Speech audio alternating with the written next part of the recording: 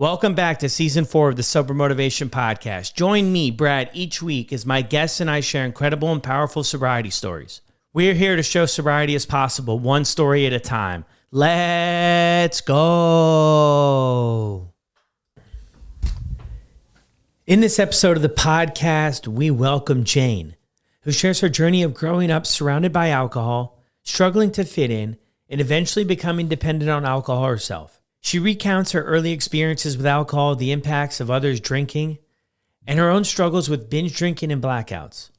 Jane talks about her attempts to moderate her drinking, the escalation in her 20s and 30s, and the impact on her relationships and motherhood. And this is Jane's story on the Sober Motivation Podcast. What's up? Brad here. Hope you guys are enjoying your summer. Thanks for checking out another episode. Incredible story, Jane's story, all the way from Australia. I want to give you a heads up. When we were with Sober Buddy, we had meetings that anybody could join a couple times a month. I want to bring those back.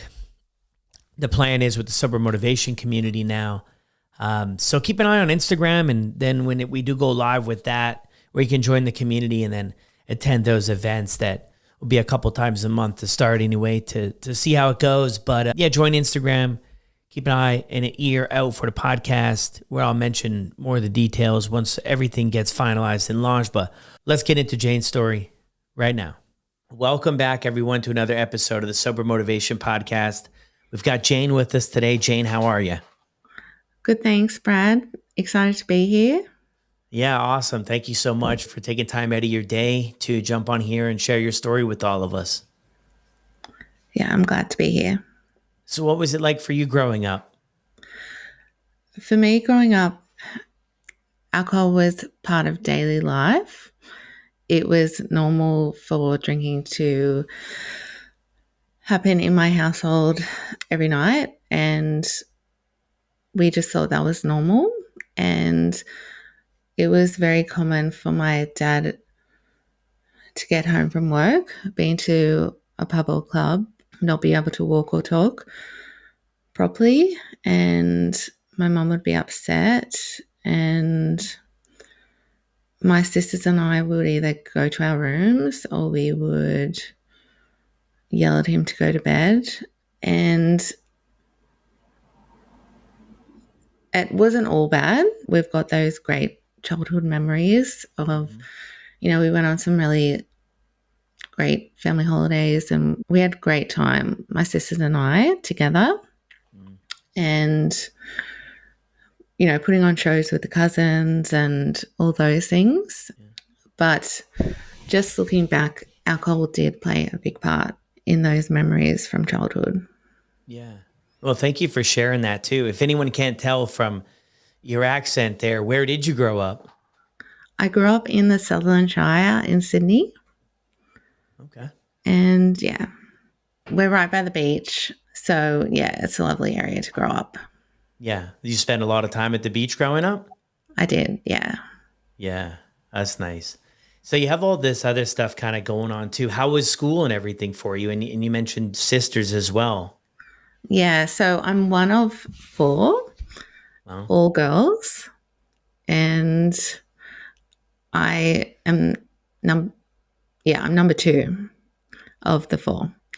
And so middle child, typical middle child. I've always felt like the black sheep of the family, and I've never fit in. And, a lot of that is probably in my head, but I still feel that way. And growing up school, I struggled to fit in at school as well. And I changed schools about year 8, and I was really lucky to find some beautiful friends very quickly. But I just always felt a bit out of place, and I didn't drink much during my teenage years at all. I kind of went through this bit of a born-again Christian phase and went to youth group on Friday night. And so I think that was the saving grace for me. I kept me out of trouble. But I The obsession with alcohol, though, was there from an early age. One memory in particular, I it was our year 10 formal, which is like a prom. Okay. And everyone was having an after party afterwards. And initially I was allowed to go. And my parents had agreed to buy alcohol for me for that after party. And I, at the very last minute, the venue had changed and I wasn't allowed to go ultimately. And so I started walking to this party. I left the house and started walking. It was late at night. My parents had to follow me in their car, trying to get me to come home. And I didn't want to go to the party. I just wanted to drink these drinks.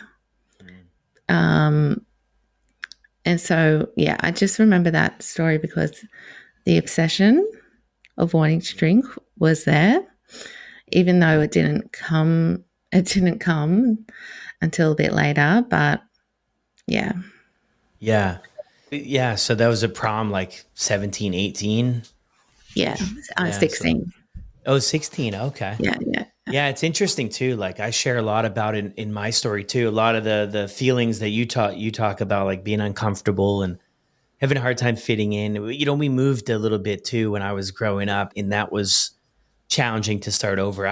Some people I would think to myself, like, man, they make friends so easily.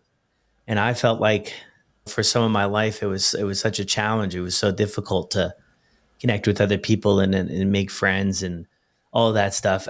One thing I'm wondering though is over the years of doing the podcast, there's been different stories, right? Parents kind of like that maybe aren't drinking and we don't see that at home. And then there are parents who are drinking a lot at home and we see that at home. And I always find it kind of interesting where some people are like, they see the chaos, they see the destruction or everything going on, and they're like, definitely not going to go down that road. And then some people find themselves doing it.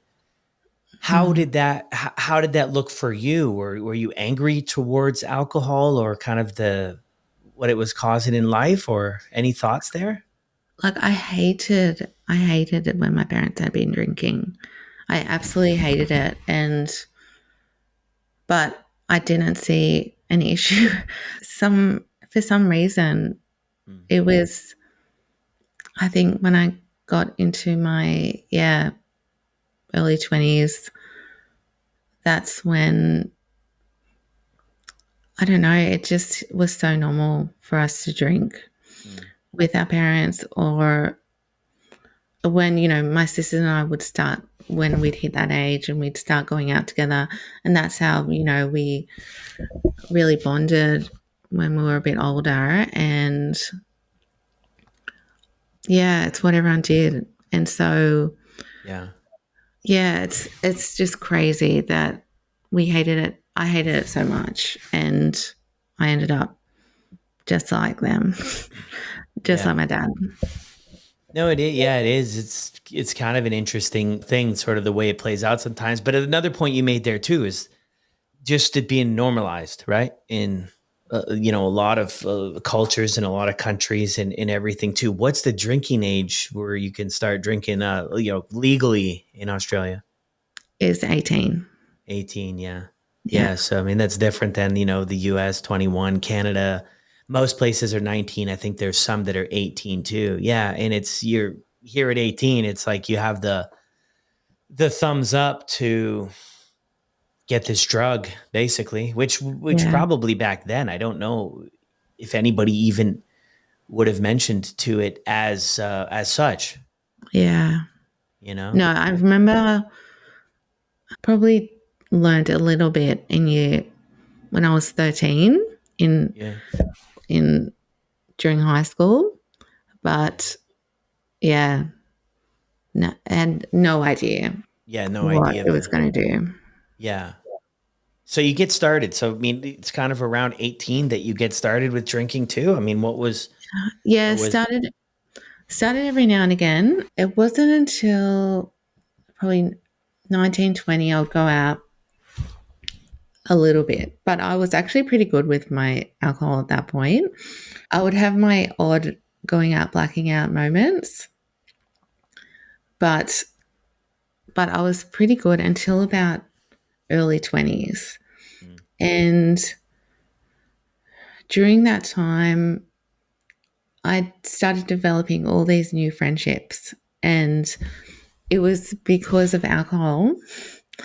yeah, I thought that was where, yeah, I feel like people started to like me because of when I was drinking, yeah, because I was fun and I was kind of known for that. I was known as that girl that would go out and have a good time.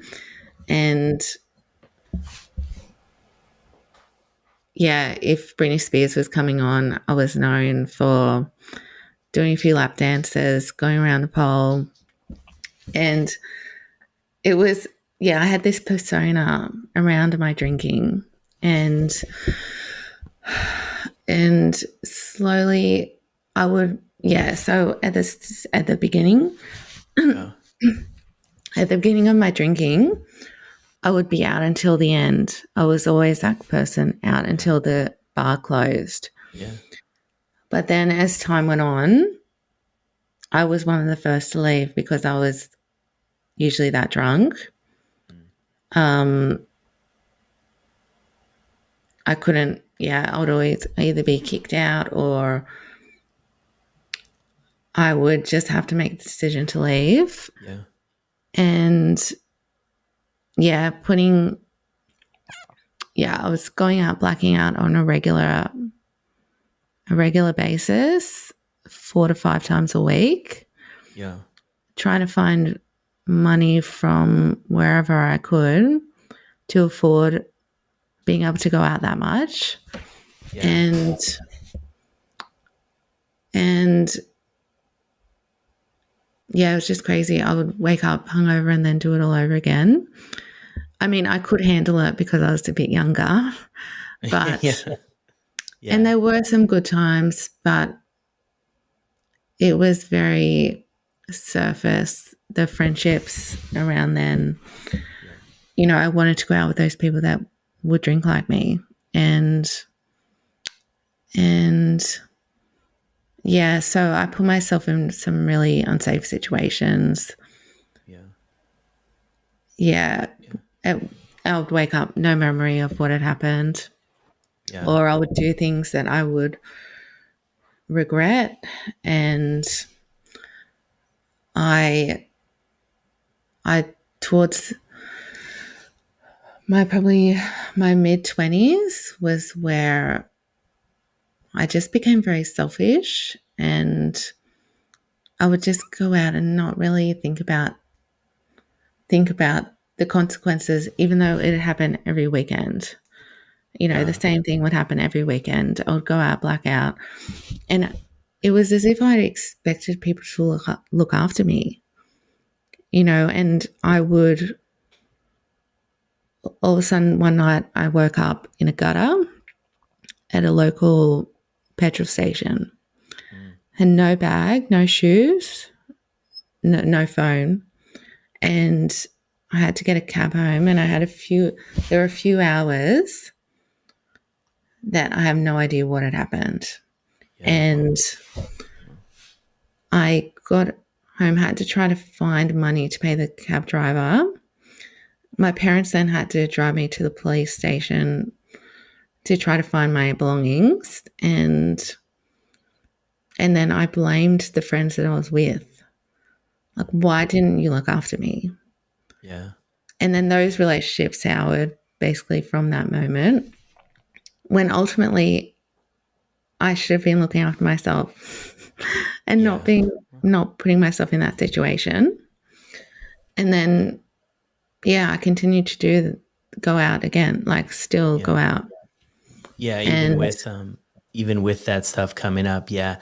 I'm wondering too, outside of the drinking in the bars and stuff, what are you doing for the rest of your days? Are you working or school or anything after high school?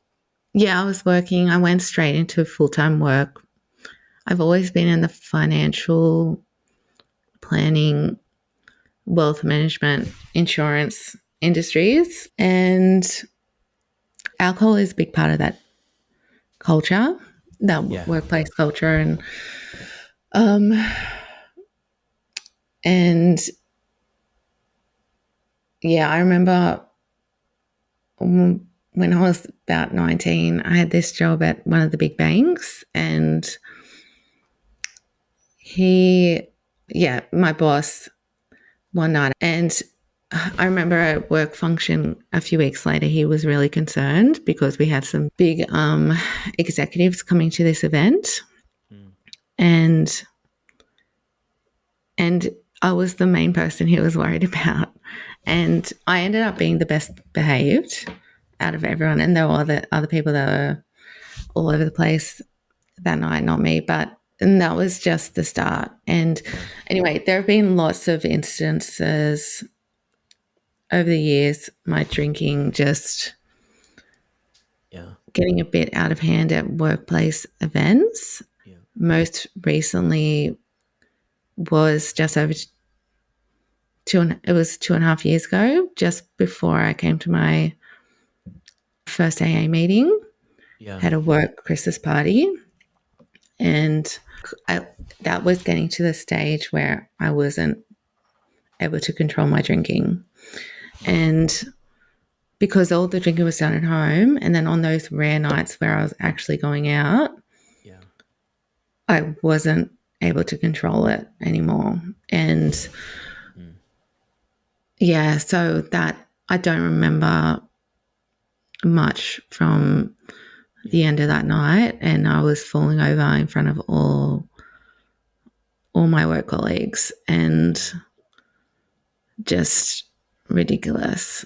Did you ever Yeah. like if you go back in the story, were there any the times where you were like, oh, look at all of this these situations that I'm kind of in, like maybe in your mid 20s, that maybe this is something to look at or talk with anybody, or did anybody say anything to you? There was no, there was one moment I remember is I I'd gone to New York for a holiday, and I actually broke my foot, and I was in a boot. So I'd come back to Sydney that first night. I got back to Sydney. I was in my boot and couldn't really walk properly. And I went to the local bar that night, and I was living with my parents. And and one of the girls that I was really good friends with that worked at that bar, which is why I went there so much, was Yeah. she said to me, or someone else from there said to me, like, what are you doing here?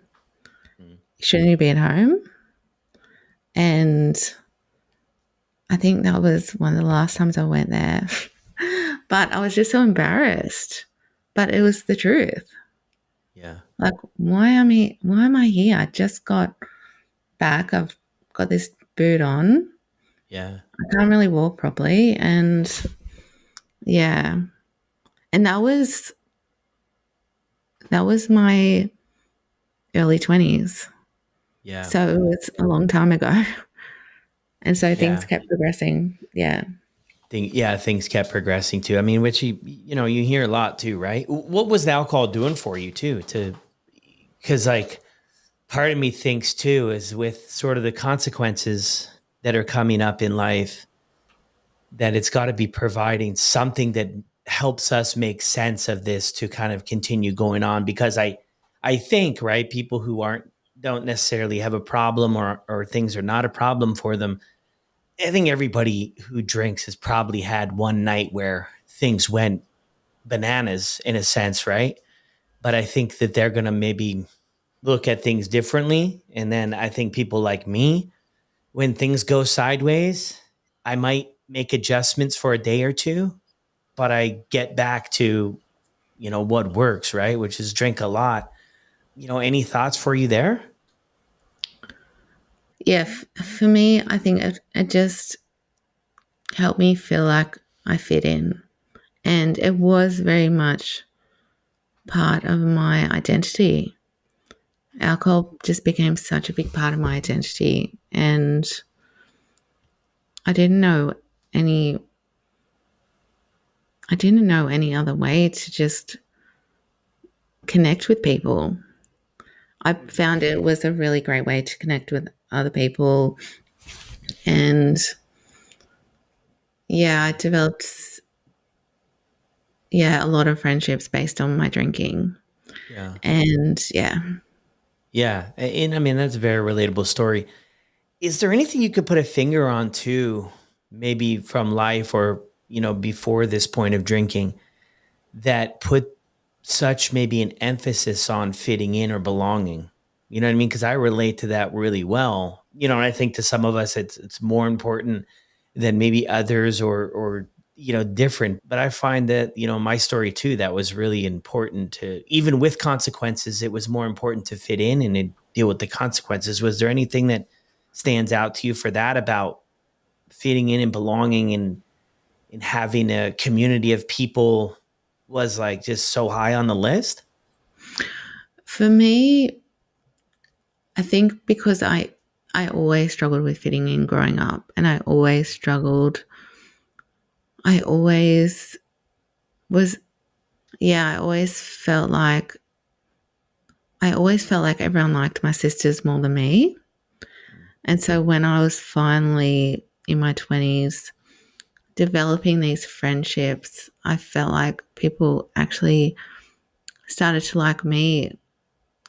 And now over time, now that I'm doing work on myself, I know that my self-esteem really played a big part in a lot of my drinking and my behaviors. And yeah. Yeah. No, I mean that makes a lot of sense. Thanks for sharing that with us. So where do you go here? Like, I mean, mid 20s. How does life look like? Kind of pushing forward from there. Mid 20s, I was still a bit all over the place in my working life. And I was very, I just, I've, I'd been unclear my whole life on what direction to go in. Yeah. So I've always continued throughout, very unclear, very all over the place in my working life. So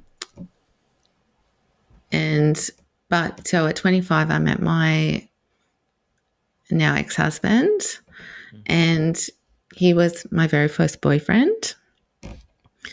And he also grew up thinking that alcohol was just a normal part of daily life. And so when we started to date, our relationship very much revolved around alcohol.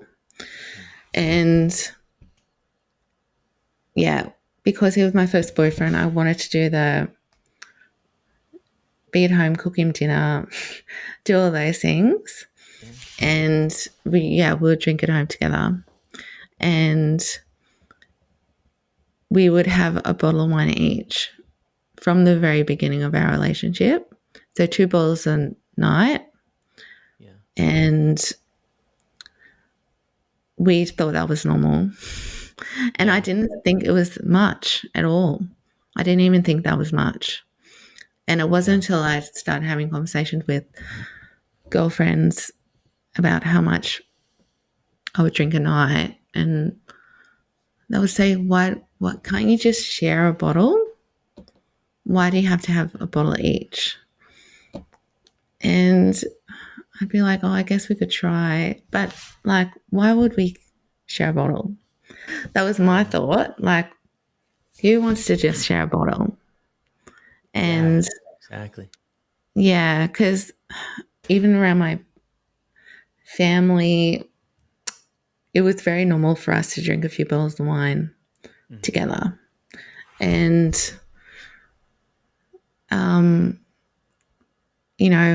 my sister and I would say, like, I don't understand people that can't just drink a bottle of wine. And yeah, so it just progressed. Mm. Um, I was still going out, blacking out most times that I'll go out. And I Yeah. was now drinking a lot more at home in Yeah. this relationship. And I would usually say to my husband, or I would say to my parents when I was living with them still, I would say, I promise I'm not going to have a big night. I'm only Yeah. going to have one or two. Yeah. And I would even sometimes offer to drive, rarely offer to drive. And then as soon as I would have that first drink, it all changed. Yeah. Yeah, and it's not until I I heard the first drink does the damage. I Mm. heard that for I heard that for maybe a year before it actually I realized what all those times Mm. that I said that I'm not going to have a big night tonight. Yeah. And I truly meant those words when I said them. Yeah. And Yeah. it just all changed It as all soon as I would changed. have that first drink. Yeah. No, I can relate to you on that. Yeah. It Yeah. yeah, changes things fast. Do your parents ever say anything to you about the drinking? Because you meant you were living with them for a bit too, right? Throughout here, we kind of mentioned like, did they say anything about drinking or no? I mean, it was an issue because it was happening regularly, just going out, blacking out, hungover. But my other sisters did it too. Maybe not to the extent Yeah. that I did it, but it was kind of that's just how it was. Yeah. When And did you? Oh, sorry. Go ahead. no, yeah, I think yeah. Yeah. So just kind of what was around. Yeah. I mean,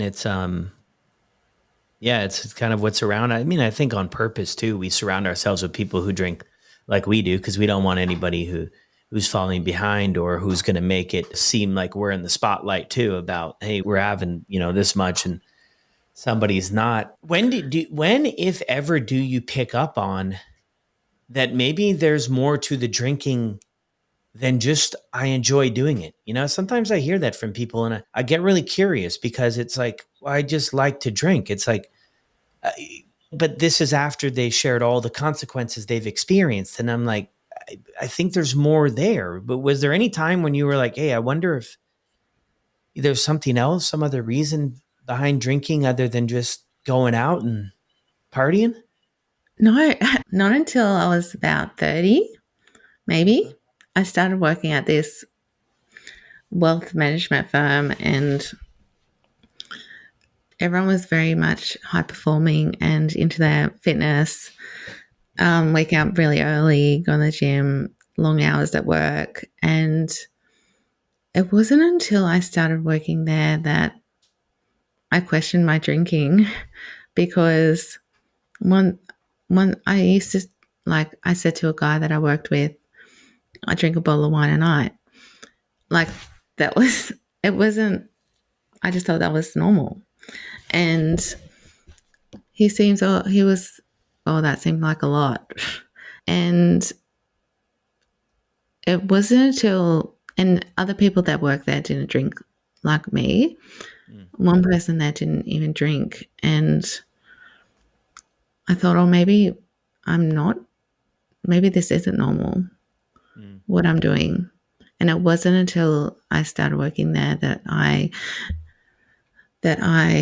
yeah, questioned it. Yeah.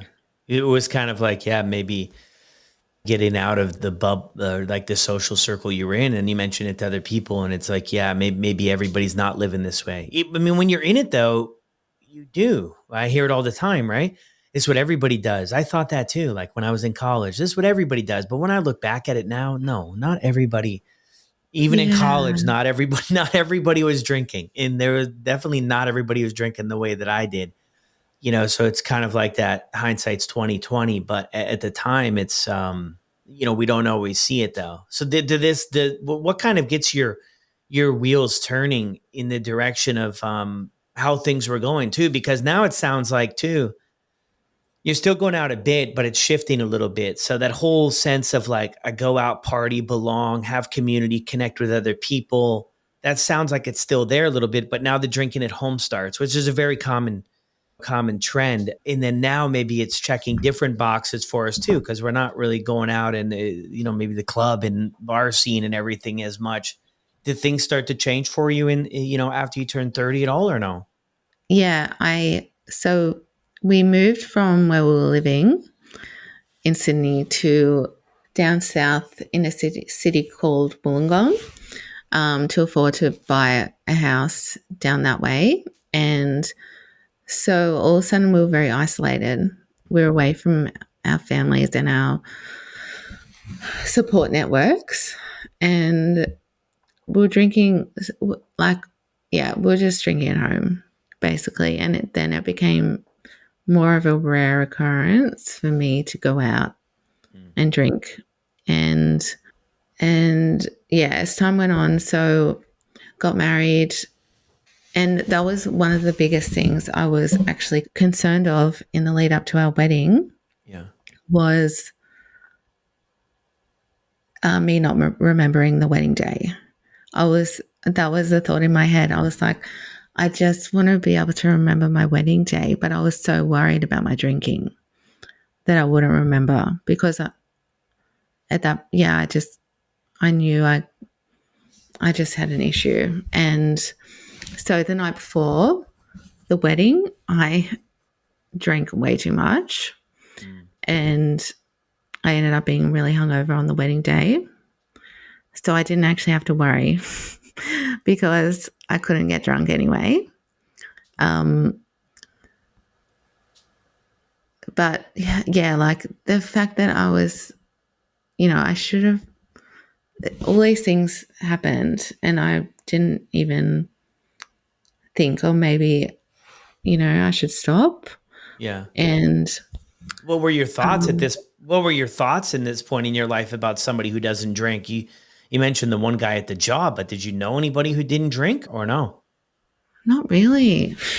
And Yeah. I thought it was people that didn't drink were a bit strange, Of course. boring.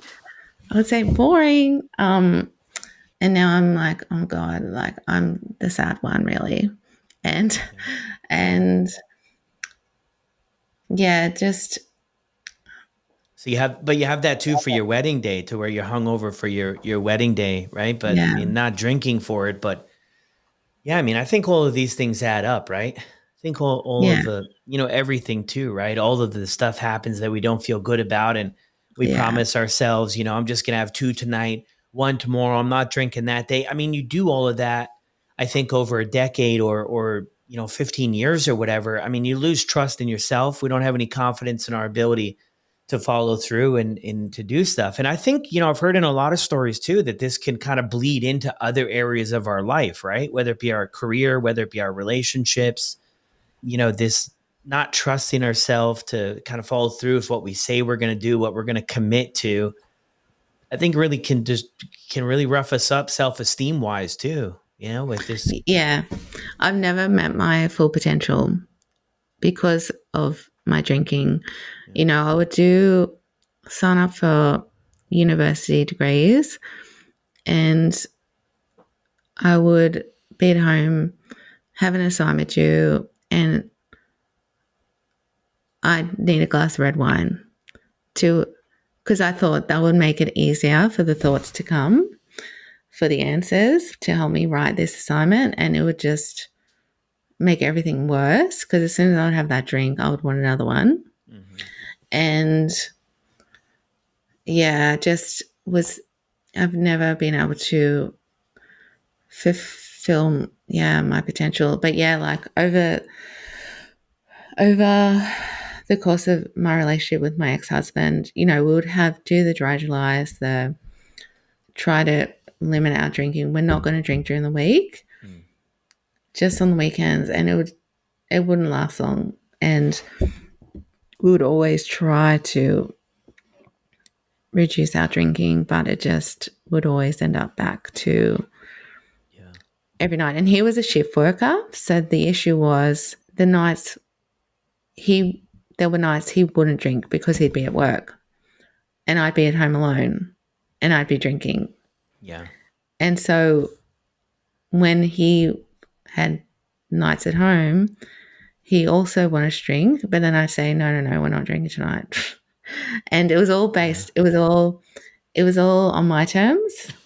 Yeah. Yeah. What would you guys do on the nights you weren't drinking? Watch a movie or go to bed early or?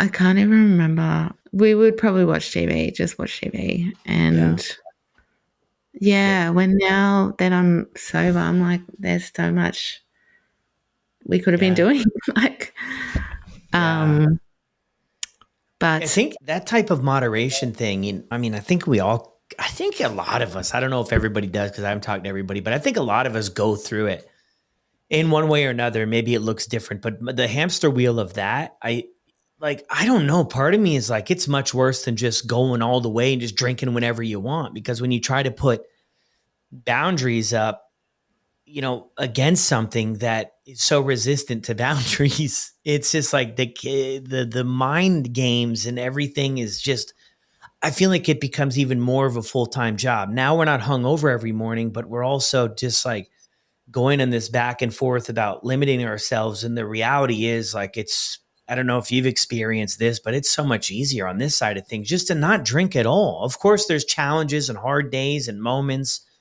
in the beginning and wherever, that it's like, oh my gosh, I really want to drink. But if we make it through 20 minutes or an hour of the day of wanting to drink and just don't, it's like the mind is clear again to go and do whatever else. So that it's just very relatable here, I think, for a lot of people of trying to make sense of it. And I would say that's like a massive red flag, because people who don't struggle with this, I don't know that it's necessarily like that they're looking at putting up, all of these rules that we just end up breaking. I mean, we'll be honest here. I did yeah, anyway, ended up yeah, breaking them. And, and I think every time I don't know if you relate to this or not, but a lot of people share it and I can relate to when we have stints of sobriety where we're not drinking, say we do 30 days or we do 10 days or 5 days, whatever it is, and then go back to drinking.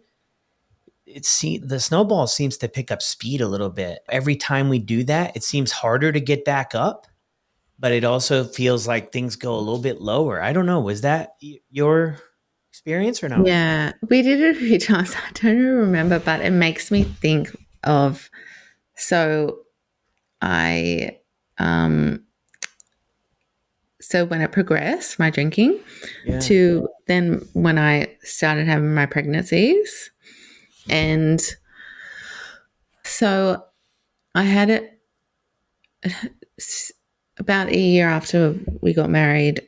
I had a miscarriage at about 8 weeks, and my drinking really my drinking escalated after that miscarriage, and I was gone from limiting myself, which it was hard at that point to limit myself to a bottle of wine. And I always struggled with just drinking a bottle of wine. But after the miscarriage, I was drinking at least a bottle and a half of wine a night. And I then soon after fell pregnant with my first child. And she was actually born 2 weeks before the first COVID lockdown.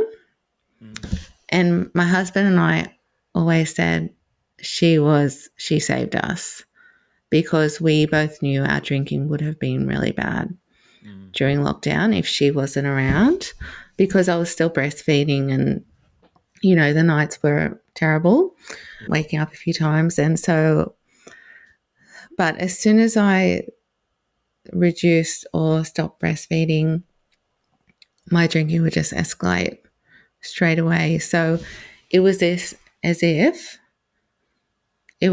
I'd been drinking that whole time throughout my pregnancy or whatever, and it had been getting worse. But yeah, it was as soon as I stopped breastfeeding, my drinking had gotten even worse to before I got pregnant with her. Yeah. What about when you were pregnant? Was that an easy transition from drinking to not drinking, or how'd that go? It was okay. It was okay. The f- yeah, I was really I had a massive night the night before I did my pregnancy test, Yeah. and because I was like one last hurrah, and that's even ridiculous. Like a normal person probably wouldn't do that, and but yeah, I think because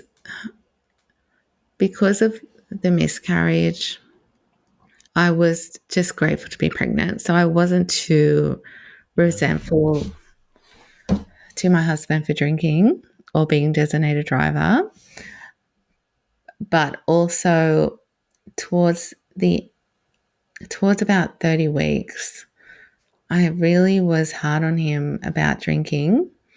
And I think a lot of that was because I was jealous that he was able to drink. And I was kind of just trying to punish him. And I would say to him, I might need you to drive me to the hospital at any point. And Yeah. so you just need to not drink, um, Yeah. or just have two. And that he, yeah, it was, and I can see now I was doing that because not for the safety. It was just, I was just being difficult because of Yeah. my own issues with alcohol. Yeah. It's the last hoorah, I think you mentioned it there too. I mean, a lot of people have those situations too. Um, and maybe you had more than one. I'm always curious though, like was it what you thought it would be? I think in my life when I had those, yeah, this is going to be it, this massive whatever, and I always kind of left like disappointed, like I thought that was going to be something special, and I don't think it ever was. It's kind No, of, definitely not. yeah. Yeah. What did things look like from there for, kind of from there forward too? I mean, your first time mom here coming up shortly in the story too. I mean, what was that experience like for you? Yeah. First time mum, I really enjoyed the newborn stage. It is a beautiful time. It's the later stages that I struggle with, the toddler and all those stages. But yeah, it was a beautiful time, especially with COVID. So we really were just in our own bubble, Yeah. and it was very sad too, being not being able to see the family during that time. Okay. But yeah, my drinking just started getting really bad, and I knew, I don't know whether before I got pregnant, but I just knew I didn't want my kids to grow up thinking it was normal to drink every night.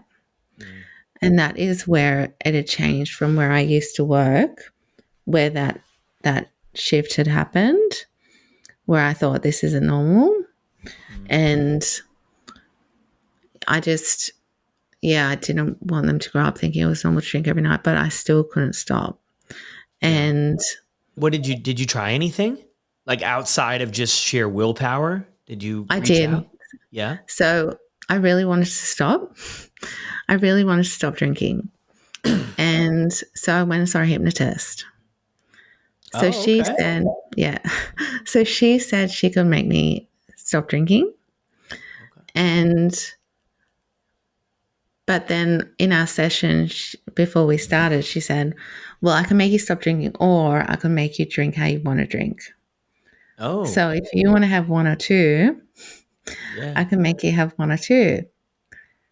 Okay. And I thought, well, Perfect. I would, yeah, perfect. And I would obviously prefer that. And so, yeah, I saw her and I don't know if it worked. I felt really relaxed and I think I was drinking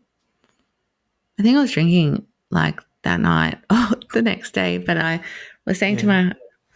my husband, I'm definitely going to stop drinking because of this.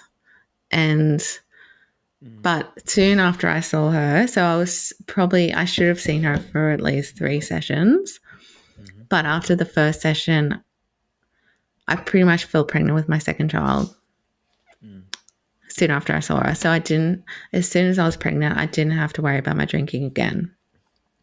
It wasn't even a thought when I was pregnant. And Isn't that like that's interesting how yeah, when how that shift or whatever happens there, it's like, okay, I've got this thing where I'm thinking about it all the time, drinking a bottle and a half a day, and then get pregnant. And then, yeah, because I've heard that before. And then it kind of, you don't really think about it or it changes maybe.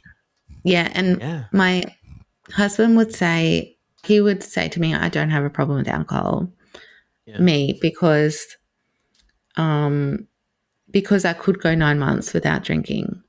Yeah. And I went a few months without drinking in the lead up to our wedding. But that was because I wanted to look good. And so if I had things to work for, like to a goal in a Yeah. goal inside my baby's health, insight, wanting to Yeah. be healthy for the baby and wanting the baby to be healthy, I Yeah. could stop. Yeah. But as soon as I had that second child, my second daughter, and as soon as I stopped breastfeeding, my drinking just got really bad straight away Yeah. Picked up again. because I knew there were no other pregnancies after her. Yeah. There were going to be no more children. So I had nothing to, think of, try to limit my drinking for.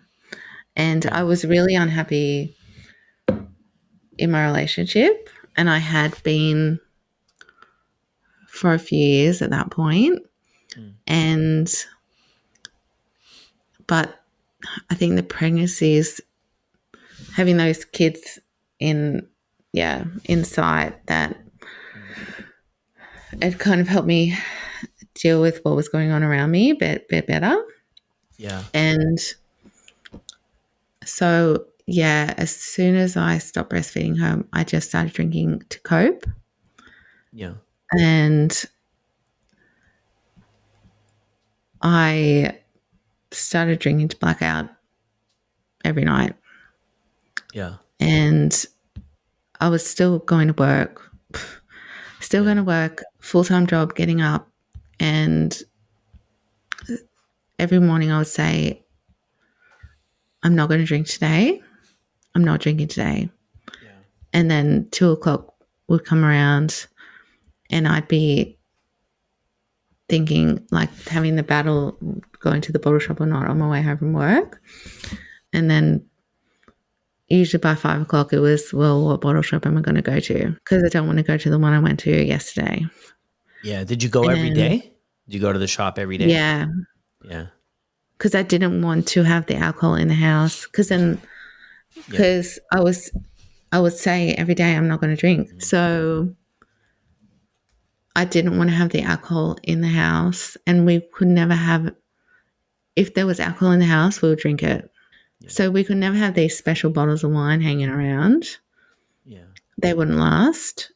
And yeah, I never understood those people that had like A bar, a full fridge bar in the full of, house.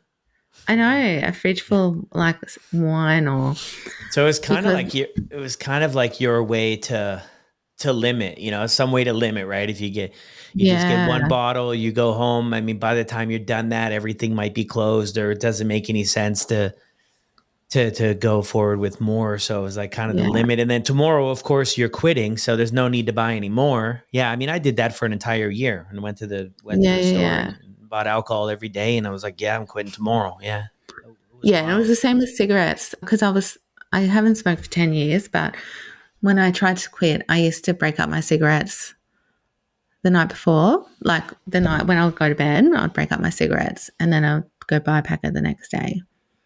Um, Yeah. but yeah, with the alcohol at that point, so we had moved again to a different area, a bit closer to our families, Mm. and this new house was in walking distance to 3 bottle shops, Mm. which was an issue. And Yeah. so, yeah, and when I used to go to the bottle shop in the beginning. I'd just buy a bottle of wine or 2 bottles for me and my husband. Yeah. But those last few months, I just didn't even care. And I would start just buying 2 bottles for myself. Yeah. And then I would start buying 3 bottles for myself every day. Yeah. And yeah, I just knew I wasn't going to be able to just drink one. Mm. So I just made sure I was prepared. Yeah.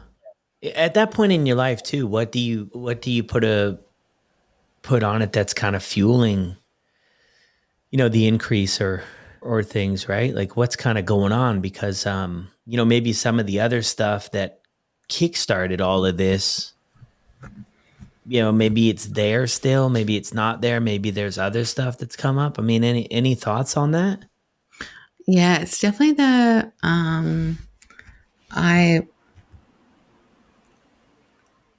was just really struggling with parenting, and my kids at that stage were, I think, 3 and 9 months, and um, I was very unhappy in my relationship. I was just unhappy in my life in general. And to me, I know that what was fueling that was I was not living the life I wanted to live. I was not, Mm. I'd always just done what I thought I should do. Mm. I'd always kind of just followed the script of want to get married, want to have kids, want to have a house, white picket fence. Yeah. That was happiness. That was success Yeah. in the eyes of everyone else. And I was absolutely miserable. Yeah. Oh, it's really tough when you get there and things, that's not how we feel about it, right?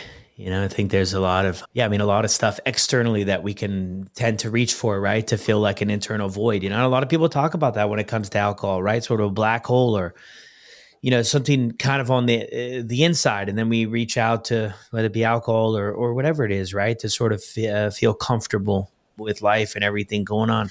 When do you turn this thing around, Jane? I, a few months into drinking that way, I started seeing a psychologist, and he was the first person that I admitted to, other than my husband, that I thought I had an issue with alcohol. Yeah. And I was honest with him about how much I was drinking. And What did he say? I mean, it's not a surprise, really. Yeah. There are so many people in the community struggling Yeah. with True. alcohol. Yeah. But, it's just not safe for the kids. It's Yeah. not safe for me to be drinking that amount every night. And yeah, How did it feel? How did you feel when you share with? This is kind of the first time, right? You share with somebody. yeah, And I felt, did feel, I felt relieved. yeah. I felt like I could trust him. But yeah, I felt that was the first step I needed to make Yeah. to start making changes, Yeah. no matter how long it took. And yeah, so from then I ended up, I started looking up AA. So he suggested AA, He did. Okay. and I started looking it up. There was one down the road from my house, and I one night I was desperate to just get through that night without drinking. And so I'd kind of had a blue with my husband about him wanting to go to the bottle shop and me not wanting to go, because again, it's all on my terms. Like on the nights that I didn't want to drink, he wasn't drinking either. But on the nights that he didn't want to drink, I wanted him to drink. And so yeah, I went to a meeting. Had a blue with him, walked out the door, didn't tell him where I was going. And I walked in, and there were only 4 other people in there, and I just felt at home straight away. And I knew I was in the right place, and I related to their shares. That night, everyone shares, and yeah, I finally belonged somewhere, and Wow. Did you share? I did share. Yeah. And I was able to just be completely honest and no judgment. Yeah. And yeah, so from that night, everyone just said, just keep coming back, 90 meetings in 90 days. And because I have kids and because my husband was a shift worker, I couldn't get to face every night. And so someone was suggest doing the Zoom meetings. And so I tried to log into a Zoom, and then I would log out and go to the bottle shop. So I kept drinking for another 6 to 7 months, and things just progressively got worse. And I started, at first my drinking had reduced, but then I started going to the bottle shop after meetings. And then I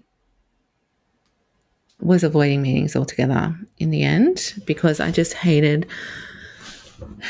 getting up constantly for 6 months and saying I'm 1 or 2 days sober. And even though there was no judgment from anyone, it was just me. I just felt shame and yeah, so things are getting worse. It was very unsafe for the kids. And my husband didn't know what he was going to come home to, like, and so he didn't know what to do. So he told my mum and sisters about my drinking, and they started contacting me to try to see how they could help me to stop. And mum, yeah, we were looking at rehabs. I was trying to avoid them because of the girls, because I was so little. And so, yeah, my mum said, go to the GP and you need to tell them. So I went to the GP, and it was nothing. It was like nothing she hadn't heard before.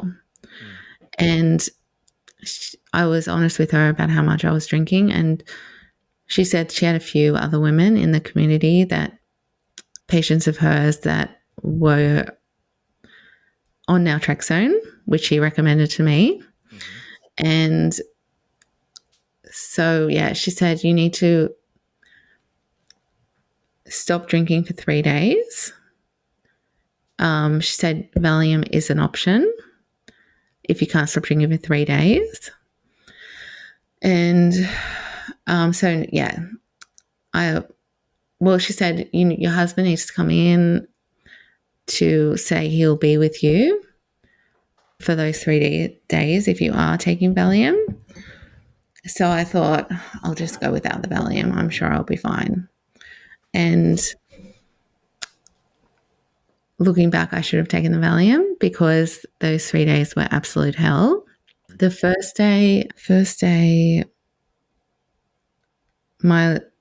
in the end, my family, they were all waiting for me to start these tablets. And I wasn't taking the tablets because I couldn't stop drinking. Because I just kept thinking, it's the end. This is the end. And I just couldn't imagine my life without that last drink, or like continuing to drink. And yeah, in the end, my little sister had to come over one night when my husband was at work to make sure I didn't drink. And when it got to about 9:30, 10, I said, it's okay, you can go. I'm not going to drink. And then the next day I went to work, and on my way home went to a meeting, and I was okay. But the next day, so my day 3 was an absolute nightmare. And I had both my kids that day, and I got them out of the house in the morning, and I was going absolutely insane in my head and just really wanted to drink, knowing that this was the last day. And got home that afternoon. I was in all sorts, and my little sister, she came over again to just make sure I was okay and didn't drink. And that whole day I'd been messaging my husband saying, I really want to drink. I'm really struggling today. I don't know how I'm going to make it through. And he walked in the door an hour late from work with a case of beer. And it did not go down well. And I ended up running out the door, got in my car, and started driving down a main road and wanted to end it all.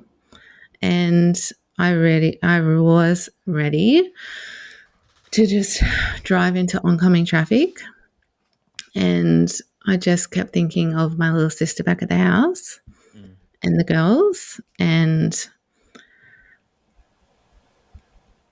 so I turned around and I went back to the house. And then when I walked in the door, I got into my daughter's bed and just was in a ball, in tears. And my little sister had gone to try to find me, and she came back to the house.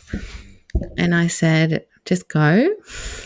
I said, I'll be okay. I said, I'll go have a bath and I'll go to a meeting. And when she left, I went and poured a few of the beers down the sink and I lost it. And then I went and had a bath for like an hour. And then I went to a meeting that night, which was at 8:00, and went for an hour and a half. And I walked out the doors at 9:30, and my two sisters were standing next to my car, wanting to make sure I was okay. And so, yeah, I just will never forget that moment of the support from my sisters. I just knew in that moment that I made it. I've survived today. And the very next morning, I took the tablet at 7:00 and it took away my cravings. And it doesn't happen for everyone that way. A lot of people say Naltrexone doesn't work for them, but there are a few of us that it does work for. So we are lucky. I think at that point, when I did take the Naltrexone, I was desperate to stop. I know, even though I couldn't imagine my life without alcohol, I still was desperate to stop, which I think that's part of the reason why the tablets did work. Yeah. Wow, that's quite the journey for the last 3 days. And that was over 2 years ago, June 28th. Yeah. That's incredible too. I mean, when you look back at this whole story here, Jane, of how things were, and how things are now, I mean, does it surprise you at all that you were able to get out of that cycle and make those changes? It does. Yeah. And it does. And I really just had to just, to be honest, it is a miracle. Yeah. Because I could have kept on that cycle for years. Yeah. Because ultimately it is so normal. I could go to my family barbecue and drink 2 bottles of wine and no one would bat an eyelid. And or I remember. Has it changed at all? I mean, I'm wondering, just with your experience of all of this and how you've shared it. I mean, has it changed? And I know that's not necessarily why we do it, but just wondering too if anything else has woken up too about that or no? Within the family. Yeah, or maybe even a little bit further out than that. Yeah, I mean, is it? It has. Yeah. Since I've stopped, I feel like there is awareness Yeah. with family about potentially their drinking. Yeah. But other people have reached out to me Yeah. and they are struggling too, or have been struggling. And it's just it's such a big part of the culture here Yeah. to drink, and the whole coping with parenting. That's a massive issue. Yeah. It's so normal to just drink to cope with parenting. Yeah. What do you know now that maybe could help somebody too if they're in that spot, right? A new mom or however it lands. Like, is there anything that in the last couple of years you've learned that maybe could have helped you out in those situations? What are your thoughts? For me, it is, for me, it's the being able to get through daily life, showing my girls they don't need alcohol to cope with daily life. Yeah. And I think that is the most powerful thing you can pass on to your children, that they are enough just Yeah. as they are. They don't need any of these other things Yeah. to get through life.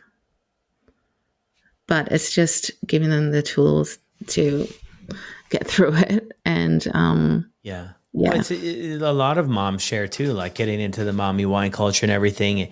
Parenting is difficult, but so then lean into the drinking, right, to help. But like, I just heard all the stories. Drinking makes everything a heck of a lot worse. it makes it so much worse. But I think as well, the other message is the first step I had to make was ask for help. Yeah. And I was lucky with the GP that I got, who I didn't even know well. Yeah.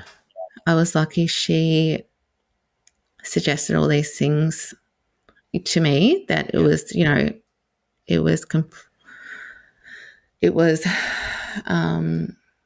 nothing she hadn't heard before. But I've heard some nightmare stories as well of other Mm-hmm. women going to their GP Mm-hmm. saying, I'm drinking a bottle or two a night. Mm-hmm. And that GP is saying, that's normal. There's Yeah. nothing wrong with that. And that person has then progressed and made some bad decisions in their life. Yeah. And, or another GP has said, I drink the same amount, so you don't have an issue. Yeah. And so, Or yeah, just cut back yeah. yeah. So I got lucky. You did. Yeah. It's interesting on that topic too, but this is like way off topic, but kind of on topic. There was an AI mental health chatbot that I guess some guy had talked to, and I think he was using meth or something, and it had suggested like cutting back. And everybody like went up in arms about this, about, this is really bad. And like, I mean, I'm not saying it's good or bad. I'm indifferent to it. But I think that I've heard the story you just shared countless times where people go to see their Mhm. doctor and then everybody jumped on, the chatbot all of a sudden for, it's weird sort of thing. It kind of spit out. But yeah, that's the thing. What prevented you, do you think, for a time to share with somebody to get help? Because I mean, I think that's a big barrier that a lot of us get stuck with, right? About sharing this with somebody else. But that can be like opening the door to like, hey, maybe we could do something here. And maybe, correct me if I'm wrong here, but maybe it doesn't end up being as scary as we thought it would be. Maybe it was, we get the right person, we share. It's like, oh my gosh, I can take the backpack full of rocks off. I mean, what kind of held you back, and what was your experience like? Part of it was that it was almost, even though my drinking was getting really bad, it was also kind of acceptable and still. And though people didn't know what was going on behind like closed doors, how bad it Mm-hmm. really was, I would go to, I remember I went to, I took the kids to a playground one morning, and another mum said to me, because it was a bit rough getting my toddler to leave the playground. And the mum said, make sure you go through the drive-through on the way home and get a bottle of champagne Oh, just to, get through the afternoon. And this is at like 11 o'clock. yeah. And that kind of, I don't know, that was another switch in my head that thought, okay, this is okay. I can drink during the day to cope. Yeah. Yeah. So I can't remember what I was getting at there, Yeah. but It just normalized, I think, yeah, it's everyone, just so normalized. yeah. Like sometimes I think if you have people around you that are like, hey, have a look at this, like something's going on. But if you have everybody around you kind of saying, no, I mean, I don't think there's anything going on. I mean, look, you can take 1 month off. I mean, that's extremely confusing for people because I hear it all the time, right? I can take a month off. I don't drink every weekend. I just, but when I do, I binge and and there's consequences and stuff. And I'm like, yeah, I mean, but it doesn't matter about frequency. It doesn't matter about volume. How do you feel that this is fitting into your life? Do you feel like it's helping you reach your goals and be where you want to be? And I think a lot of us, when we kind of get honest with ourselves and look within, it's like, no, this is not helping any area of my life. How do things look like for you now? I'm just thinking towards wrapping up. It's been a Yeah. quick hour and in 20 Yeah, I know. minutes. So how do things look like for you now? What are some takeaways from, just over 2 years? For me, I still struggle with life.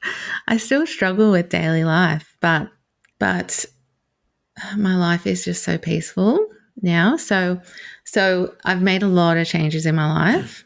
Within a month of getting sober, I left my marriage and I just had so much clarity and I just couldn't deal with the reality anymore sober.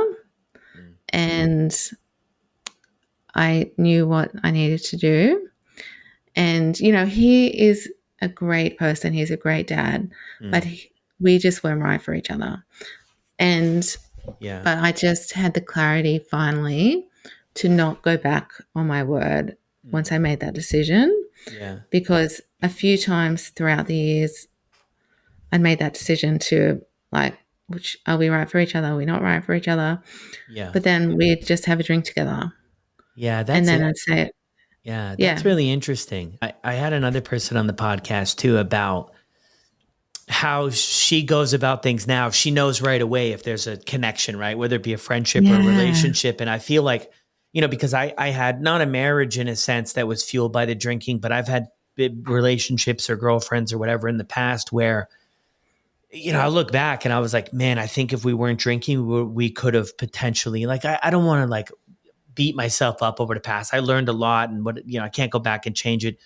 But I think with the sober mind and a sober heart going into things, I would have maybe saved both of us, myself and the other person, some time other than just drinking. And when stuff came up and when we had arguments or fights, it was like, let's just have a drink and then we forget about it and stuff. Yeah. So it's interesting, sort of that perspective.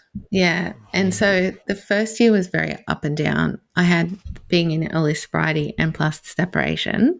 Yeah. So I was going through a lot, but I was able to just tick the next thing off the list because I was sober. Yeah. And I did so I stopped taking Naltrexone at about 7 months. Okay. And then something triggered me at 9 months and I almost relapsed. And it was because I asked for help that I didn't relapse. Yeah. I knew, even though I wanted to drink, I knew I really wanted to avoid relapsing. And so, yeah, the ultimate thing, yeah, I reached out to a few different, even reached out to a rehab for relapse prevention. But because of the kids, I was trying to avoid it. And ultimately, I ended up messaging my sister and said, I'm going to relapse. I need help. That's all I said to her. And she was there for me that whole weekend Wow. to look after my kids so that I could get to meetings. And I started taking the Naltrexone again just in case. And so I took Naltrexone until I was just over a year sober. And now I feel absolutely fine. But yeah, life for me, yeah, I still have my ups and downs, like my mental health.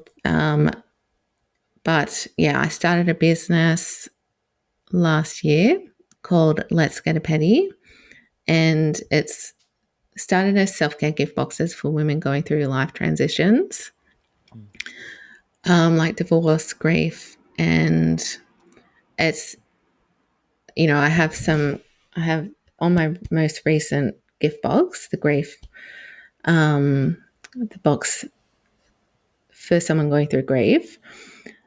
The guide is very much tailored towards how to get through the emotions without numbing.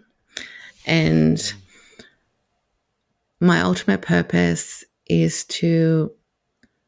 I want to empower women to live their most authentic lives so they don't need to numb with alcohol. And that is where the business has now evolved, where I'm doing these teen talks at high schools where I talk to teenage girls about the reality of alcohol, the negative impacts of numbing their emotions, and where to go for support if they are struggling with someone at home with alcohol. And I also talk to them about living their most authentic lives and what that means, and how they can have self-belief that they can do anything, and that a successful life is a peaceful mind, a healthy body, and a life they don't need to escape from. And, that it's that if they are struggling with someone at home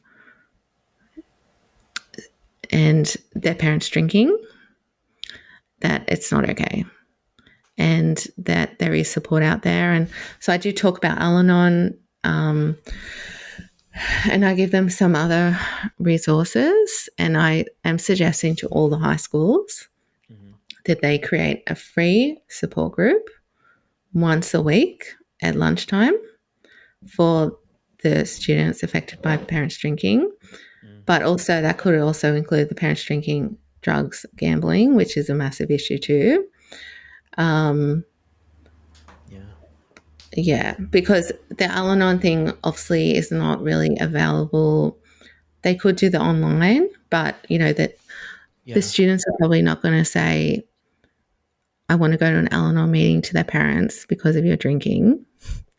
Yeah. So, having this support group that is confidential, safe space, could be a good. That's cool. How many of these presentations have you done?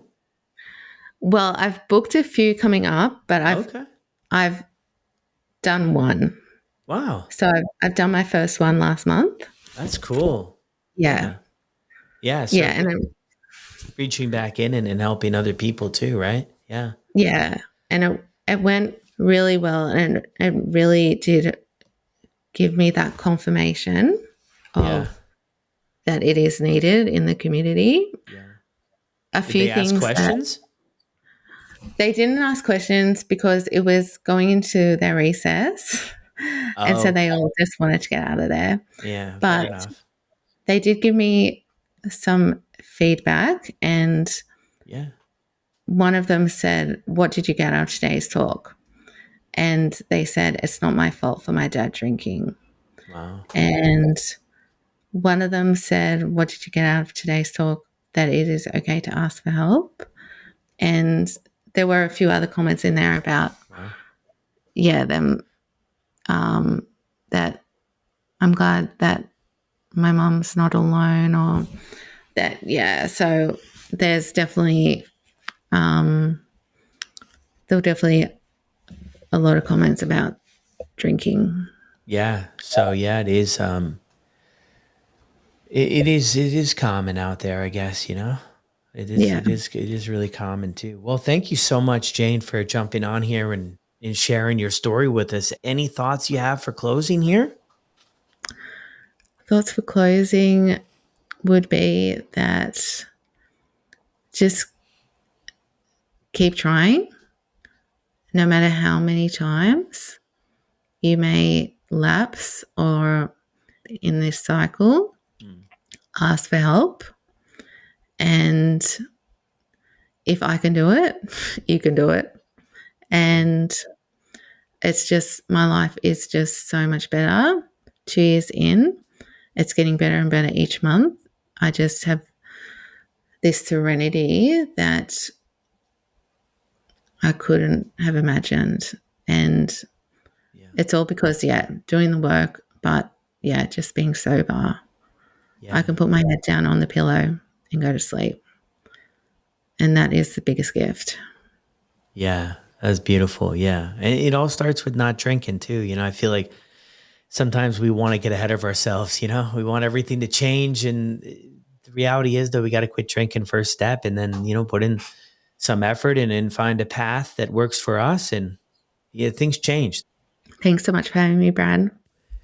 Well, there it is. Another incredible episode here on the podcast. Jane, because of the time change from Canada to Australia, I think it was 3 a.m.